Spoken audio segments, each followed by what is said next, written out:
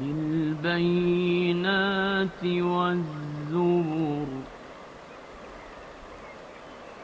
وأنزلنا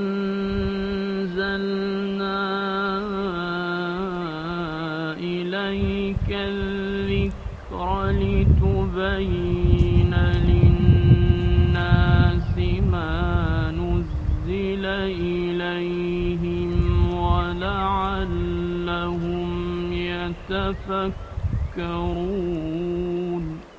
અને અમે અગાઉ રોશન દલીલો અને કિતાબો મોકલાવી અને તારા પર જિક્રને નાઝિલ કર્યું એ માટે કે તેઓ તરફ જે નાઝિલ કરવામાં આવ્યું છે તેને તું લોકો માટે વાઝેહ કરી દે, કદાચને તેઓ મનન કરે. તફસીર બય્યિનાત એટલે નબુવતના સ્પષ્ટ પુરાવા અને મોઅજીઝા. ઝુબુર એ જબૂરનું બહુવચન છે એટલે આસમાની કિતાબો. આ આયત બે પ્રકારની વહી તરફ ઇશારો કરે છે.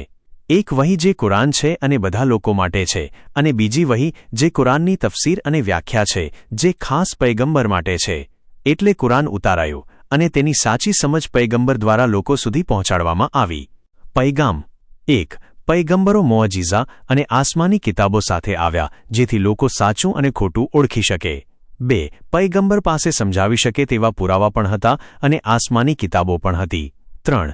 કુરાન પૈગંબર પર નાઝિલ થયું પરંતુ તેનો સંદેશો સમગ્ર માનવજાત માટે છે. 4. કુરાન એક વખતમાં એકસાથે રસૂલ ખુદા સલ્લલ્લાહુ અલૈહિ વસલ્લમ પર ઉતર્યું અને પછી ધીમે ધીમે પણ ઉતર્યું જેથી લોકો તેને સમજી શકે. 5. કુરાનની સાચી સમજ માટે પૈગંબરની સમજાવટ જરૂરી છે એટલે સુન્નત અને રિવાયતને કુરાનથી અલગ કરવી યોગ્ય નથી. 6. પૈગંબરની ફરજ કુરાન સમજાવવાની છે અને લોકોની ફરજ વિચાર કરીને તેને સ્વીકારવાની છે. 7. કુરાન ઝિક્ર છે એટલે યાદ અપાવનાર, માણસને બેદરકારી અને ભૂલથી બચાવનાર છે.